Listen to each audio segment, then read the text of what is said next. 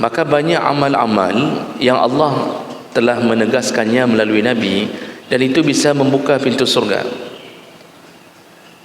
Tentu kata kuncinya adalah yang wajib tetap lebih utama daripada yang sunnah. Jadi jangan juga sampai mempunyai pikiran kita jaga 12 rakaat ini lalu kita tinggalkan solat yang wajib. Itu juga tidak ada jaminan masuk surga. Tapi yang wajib kunci pembuka amal sunnah.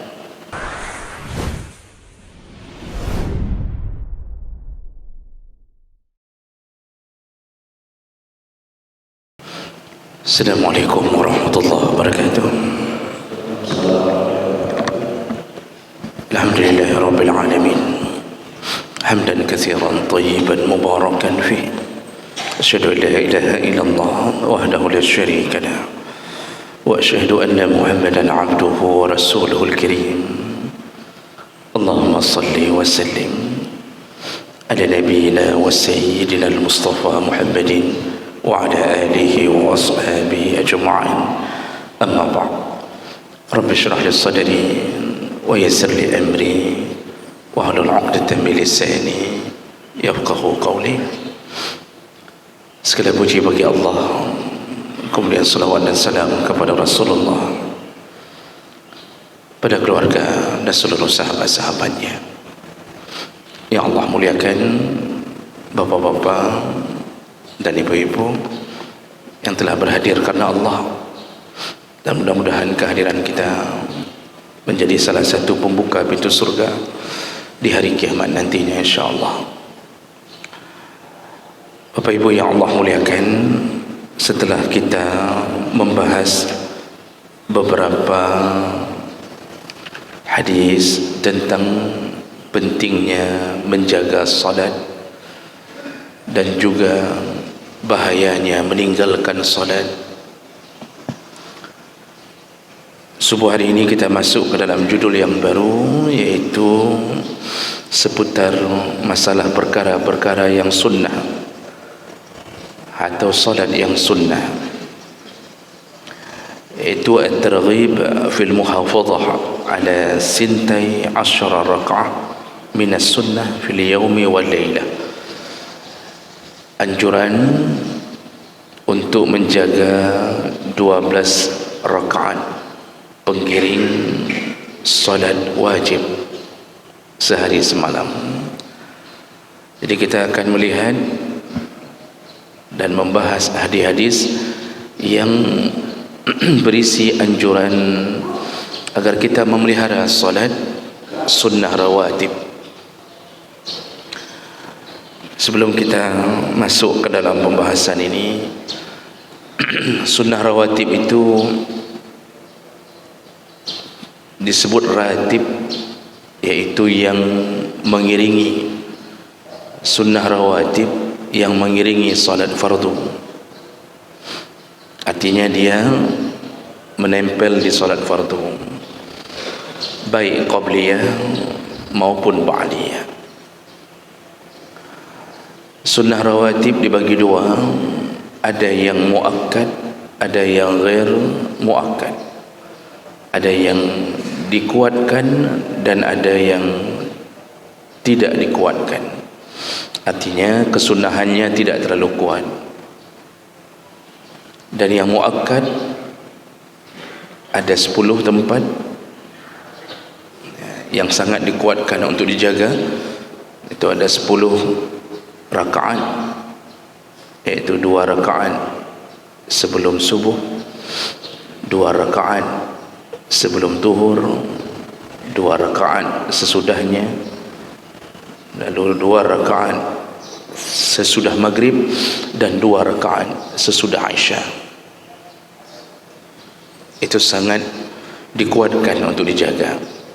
Bukan bermakna selain daripada itu tidak dilakukan, tetapi derajat suruhannya tidak terlalu kuat seperti yang 10 rakaat ini. Nah, dalam kesempatan ini kita akan melihat ternyata ada satu paket yang dijanjikan Allah dan Nabi yang menjaga paket ini, maka dijamin Kalau dia istiqamah, sepanjang hidupnya dia lakukan, maka Allah akan masukkan dia ke dalam surga dan dibuatkan rumah khusus untuknya di dalam surga. Berdasarkan hadis Nabi sallallahu alaihi wasallam dari Ummu Habibah radhiyallahu anha, qalat sami'tu Rasulullah sallallahu alaihi wasallam yaqul, aku pernah mendengarkan Nabi sallallahu alaihi wasallam berkata, ma min muslimin, kalau ada seorang muslim yusalli lillahi ta'ala fi kulli yawmin, lalu dia salat, jika ada seorang muslim yang salat karena Allah Ta'ala, maka dicantumkan kalimat lillahi ta'ala. Ini syarat pertama untuk mendapatkan paket ini, dia lakukan karena Allah Ta'ala, semata-mata karena Allah, tidak berharap dari selain Allah. Tentu yang dimaksud di sini adalah salat sunnah rawatib yang akan dijelaskan. Salat sunnah rawatib penggeraknya adalah iman, tapi ada sebahagian orang yang bergerak melakukan ini karena ini perbuatan sunnah, maka kadang-kadang terbersit di hati ingin mendapatkan pujian. Kalau perbuatan wajib, maka pujian itu kecil karena orang sudah tahu ini wajib. Dorongan orang melakukan yang wajib sebahagiannya karena Allah, unsur keterpaksaannya pun ikut. Makanya ada orang yang tidak mengambil kesempatan mempertontonkan amal pada yang wajib karena semuanya melakukan. Tapi ketika solat sunnah didirikan, bersitan hati semakin kuat, dorongan-dorongan untuk menampakkan kepada selain ridha Allah juga muncul. Ada orang yang salat demi mengharapkan puji, apalagi kalau seandainya punya kepentingan menjelang 2024, mungkin akan banyak orang yang salat sunnah rawatib supaya orang berbisik-bisik di antara mereka, itulah contoh pemimpin kita ke depan. Salat rawatib saja dijaga, apalagi yang wajib. Yang sunnah rawatibnya saja dijaga, padahal sebelum keinginannya untuk mencalonkan diri, dia tidak pernah salat sunnah rawatib. Itu contoh barang. Kita ini, yang tahu kita ini ria atau tidak bukan orang, karena ria tidak bisa diukur dengan kacamata orang. Ria itu diukur dengan hati kita sendiri. Yang menentukan adalah niat. Innamal a'malu binniyat. Ada orang yang datang salat di dalam masjid tapi tidak ada keinginan untuk dipuji, tidak ada keinginan memamerkan, maka itu tidak dianggap ria. Ada orang yang salat di lapangan juga tidak dianggap ria. Kalau memang begitu dia safar, dia bisanya salat di lapangan. Hati yang bergerak, makanya ria itu bukan pandangan orang. Jadi tidak sah disebut ria ketika orang mengatakan tu ria itu pasti ria itu. Tidak, hati kita yang berbicara. Maka jemaah melakukan Allah Subhanahu wa taala, salat ini syarat pertama akan dapat paket besar ini, yaitu lillahi taala. Itu yang perlu ditanam benar-benar di dalam hati. Lakukanlah karena Allah Subhanahu wa taala. Bodoh sekali orang yang melakukan karena manusia. Kalau dia lakukan karena manusia, dia mendapatkan apa? Pujian, bahkan uang pun dia tidak dapat. Paling dipuja-puji tapi tidak dapat uang. Tapi kalau dia lakukan karena Allah, Allah memujinya, Allah menyayanginya, Allah mempersiapkan hadiah terbesar untuknya. Jadi ini yang perlu diperhatikan di awal. Lalu fi kulli yaumin, Setiap hari dia lakukan itu. Berapa rakaat? Sintai asyrata raka'ah tatawu'an ghaira faridah. Pertama tadi kerana Allah, yang kedua amalannya adalah orang ini setiap hari, bahasa setiap hari menunjukkan istiqamahnya dia melakukan itu. Jadi bukan hari Senin lakukan, Selasa tinggal, lalu Rabu baru lakukan kembali. Bukan begitu. Setiap hari. Ini menunjukkan keistiqamahannya. Maka tidak berlaku paket ini bagi mereka yang tidak istiqamah. Dan menjadi orang yang istiqamah itu berat. Rasulullah menasihati sahabat, ittaqullaha summa istaqim. Bertakwalah engkau kepada Allah, lalu istiqamahlah. Yang berat itu istiqamah. Banyak orang yang bisa melakukan amal, tapi yang bisa menegakkan amal, istiqamah dalam beramal, itu sedikit. Dari mulai kita melakukannya setelah kita tahu sampai mati, sanggup tidak? Sampai mati. Setiap hari. Setiap hari. Dan ini adalah amalannya orang-orang yang imannya kuat, orang yang saleh. Maka salah seorang tabi'in disebutkan di dalam beberapa riwayat kitab-kitab tentang kisah-kisah orang terdahulu, saya lupa nama tabi'in itu, disebutkan bahawa beliau 30 tahun tidak pernah salat di rumahnya, kecuali beliau pasti salat sebelum, kecuali beliau pasti salat di belakang imam, bertakbiratul ihram bersama imam selama 30 tahun. Dia jaga jamaahnya 30 tahun, tidak pernah masbuk sekalipun. Dalam kitab Sunan Al-Yaumiyah disebutkan itu istiqamah, berusaha untuk mendapatkan. Lalu apa yang dilakukan? Lakukanlah 12 rakaat salat sunnah yang mengiringi salat fardu. Bahasa ghairu faridah, 12 rakaat salat sunnah yang mengiringi salat fardu. Maka janji Allah, orang yang mampu melakukan ini, janji Allah, illa banallahu ta'ala lahu baitan fil jannah, maka dipastikan dia akan dibangunkan oleh Allah rumah di dalam surga. Dalam bahasa lain, illa bunya lahu baitun fil jannah, Allah akan bangunkan untuknya rumah di dalam surga. Ada orang yang bertanya, jadi kalau kita enggak salat yang 12 rakaat sunnah rawatib ni, kita enggak dapat rumah di surga. Seandainya kita masuk surga, dapat.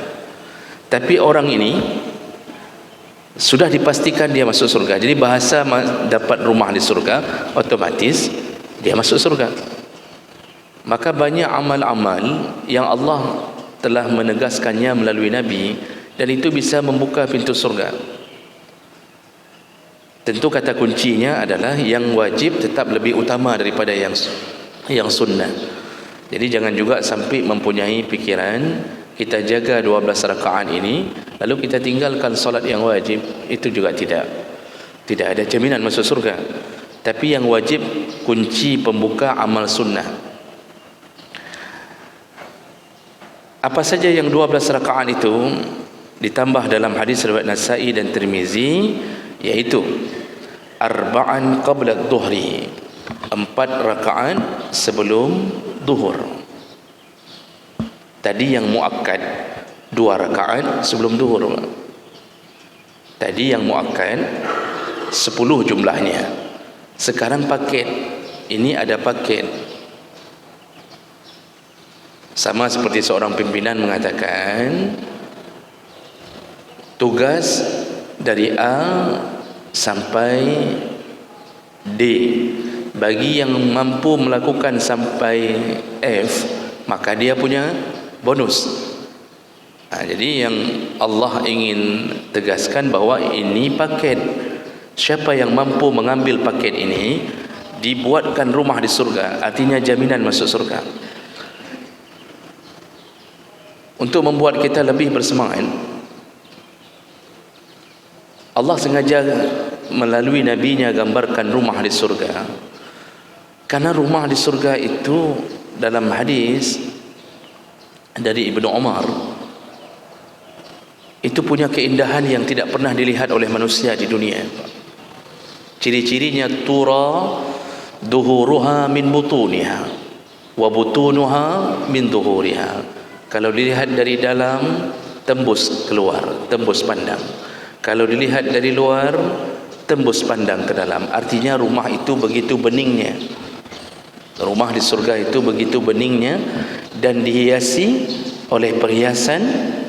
Kata Nabi, dibuat seluruh perhiasan rumah dari emas, dindingnya emas, batu batanya perak, pasirnya, lantainya, itu semua dari yakut dan marjan, permata, mutiara. Dan ini akan memuaskan semua orang yang melihatnya. Masya Allah, hari ini rumah kita di dunia, kita bangun 2M, tapi kita tidak mampu menghiasi rumah dengan emas dan perak. Walaupun isteri merengek-rengek memintanya, kita tidak mampu melakukannya. Tapi Allah menjamin rumahmu di surga terbuat dari emas, perak, berlantaikan mutiara, permata.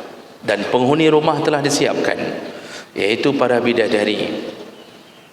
Dalam satu rumah terdapat beberapa puluh kamar, dan luas rumah itu sejauh mata memandang dalam hadis Nabi. Jadi rumah kita di surga luasnya sejauh mata memandang. Oh, tapi enggak cukuplah Ustaz kalau dikapling banyak sekali itu nanti bagaimana? Luasnya surga aratuhas samawati wal ard. Surga itu luasnya seluas langit dan bumi. Langit punya 7 petalang, bumi punya 7 petalang. Sab'a samawatin tibaqa. Seluas 7 langit, seluas 7 bumi. 7 kedalaman bumi. Itu luas surga. Dan bisa jadi yang dimaksud Allah itu satu surga, karena surga punya tingkatan-tingkatan. Jadi yang kita merasa bahwa rumah kita kaplingnya terlalu besar, begitu disebut oleh Nabi sejauh mata memandang rumah kita di surga. Dan kita diberikan kebun-kebun oleh Allah Subhanahu wa taala. Diberikan kebun-kebun dan sudah disiapkan tanaman yang paling masyhur dalam hadis, yaitu kurma. Cara menanamnya adalah dengan zikir yang kita ucapkan di atas dunia. Satu zikir kalimah, lalu keluarlah satu pohon kurma di kebun kita. Jadi semua sudah disampelkan oleh Allah. Semua bergerak dengan instan. Dalam salah satu hadis dengan derajat yang sahih, seorang petani pekebun yang masuk surga, lalu dia bermohon kepada Allah untuk bisa kembali berkebun, karena dia suka, dia ingin kembali berkebun. Dia mohon kepada Allah, izinkanlah ya Allah aku kembali berkebun. Apa kata Allah? Silahkan. Lalu Allah berikan bibit untuknya. Begitu dicampak bibit itu, langsung tumbuh di saat itu, langsung panen di saat itu. Nyan model surga.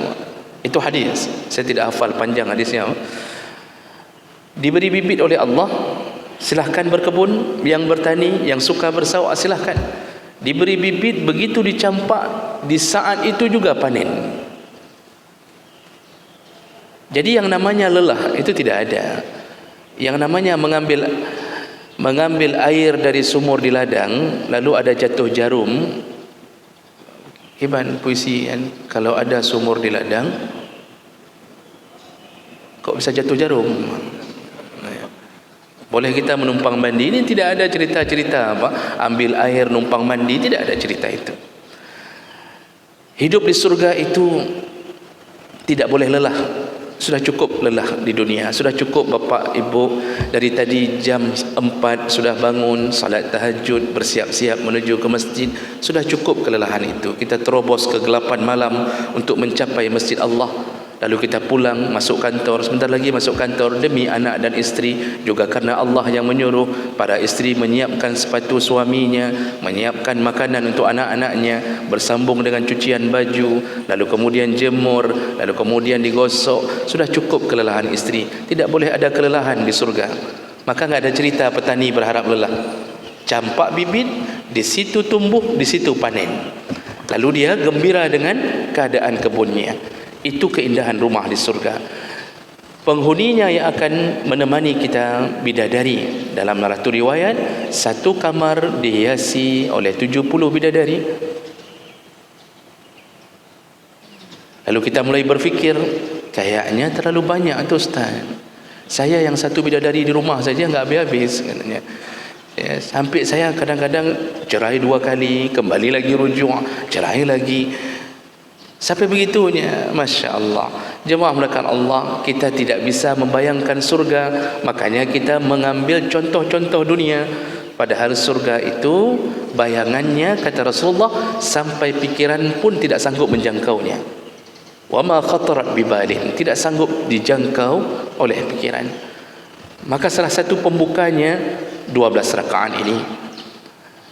Kita kembali, apa saja yang 12 rakaat itu yang disuruh jaga oleh Allah dan Nabi, yaitu yang pertama 4 rakaat sebelum zuhur. 2 rakaatnya muakkad, 2 rakaatnya ghair muakkad, tapi dikumpulkan jadi satu paket.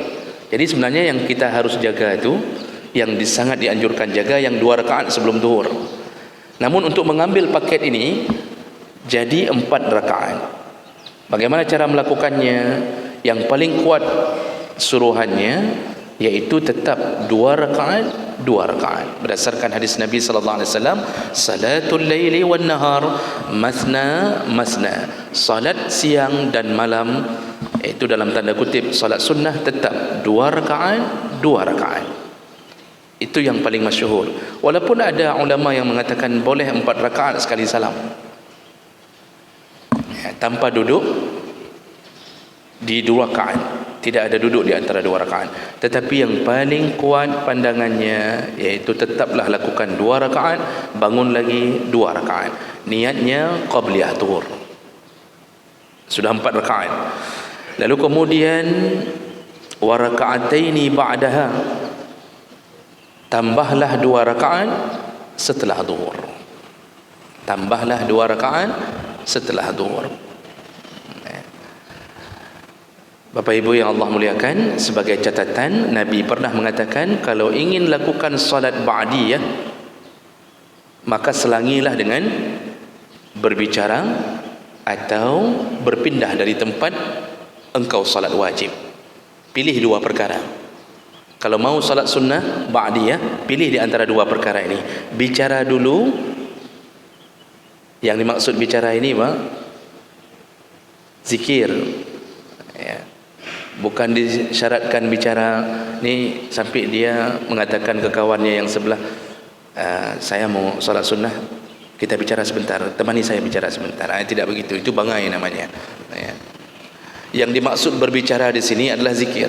Jadi boleh pilih zikir dulu, karena zikir itu pun boleh pilih, boleh dilakukan sesudah solat fardu langsung atau lakukan setelah solat ba'diyah. Itu pilihan. Sekarang kita milih. Untuk menyelangi salat sunnah ba'diyah, Nabi suruh bicara, zikirlah dulu. Oh, rupanya kita tidak ingin berzikir, nanti kita ingin zikirnya setelah salat ba'diyah, maka ambil opsi kedua, yaitu berpindahlah dari tempat kita berdiri di waktu salat zuhur tadi.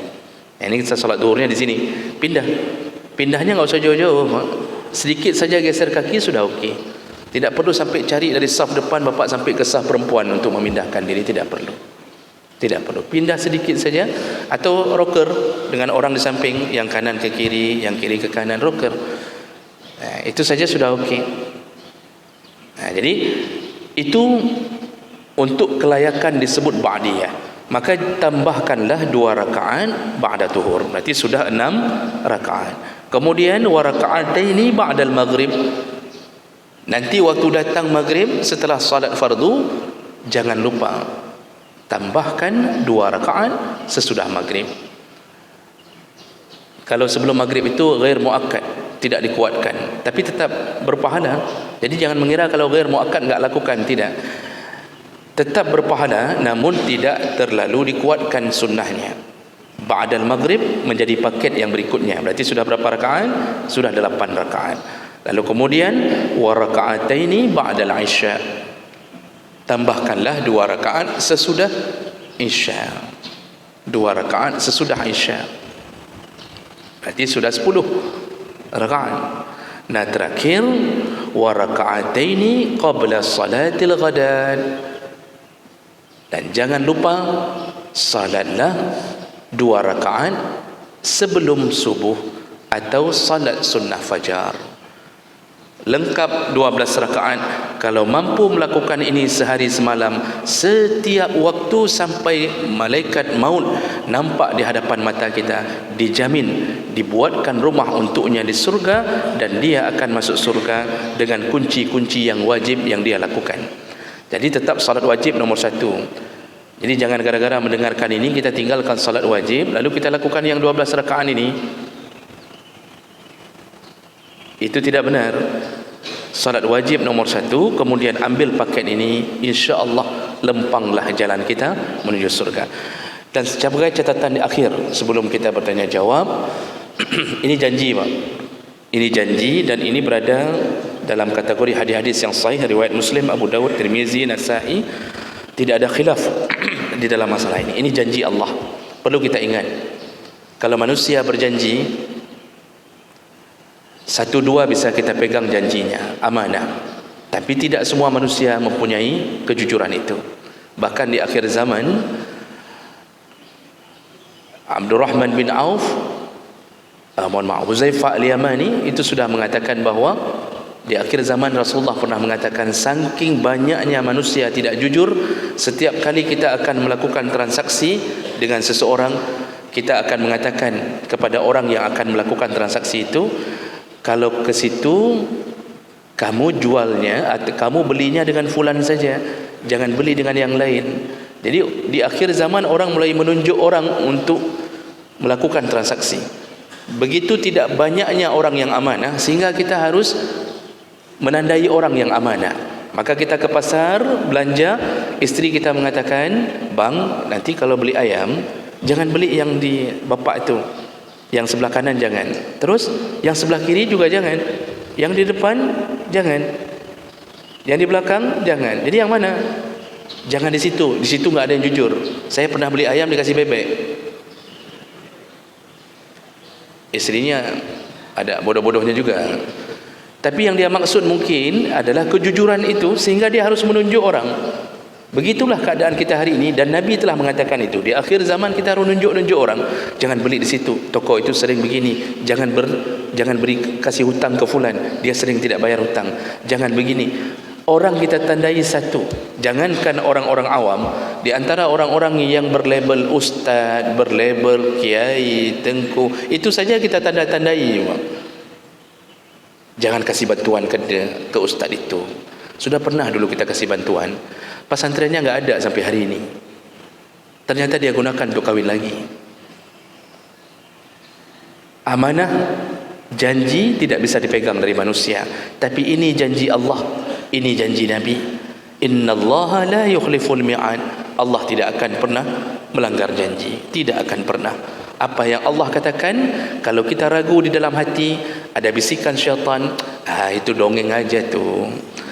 Itu mana ada, mana mungkin Allah gara-gara 12 rakaat Allah akan masukkan kita ke surga, Allah buat rumah di surga, mana mungkin. Ingat-ingatlah, Allah tidak akan melanggar janji, karena janji Allah bukan janji hamba. Kalau Allah katakan surga, surga, walaupun amalnya sedikit. Kalau Allah bilang surga, surga. Kalau Allah katakan neraka bagi mereka yang tidak salat, maka diwajibkan neraka untuknya. Allah tidak akan langgar janjinya. Maka bersemangatlah untuk lakukan 12 rakaat ini. Mudah-mudahan kita termasuk golongan yang Allah beri kekuatan untuk melakukannya. Ini terutama bapak-bapak yang sudah pensiun, yang masih banyak waktu. Lakukanlah 4 rakaat sebelum zuhur. Datanglah ke masjid lebih awal. Karena PNS kadang-kadang ingin melakukannya, tidak bisa datang lebih cepat. Jadi perbanyaklah ibadah. Ni yang pensiun-pensiun yang rambut sudah putih di tengah, putih di samping, ya, gigi sudah goyang, perbanyaklah ibadah. Ya. Mudah-mudahan Allah kuatkan kita. Baik, saya berhenti di sini.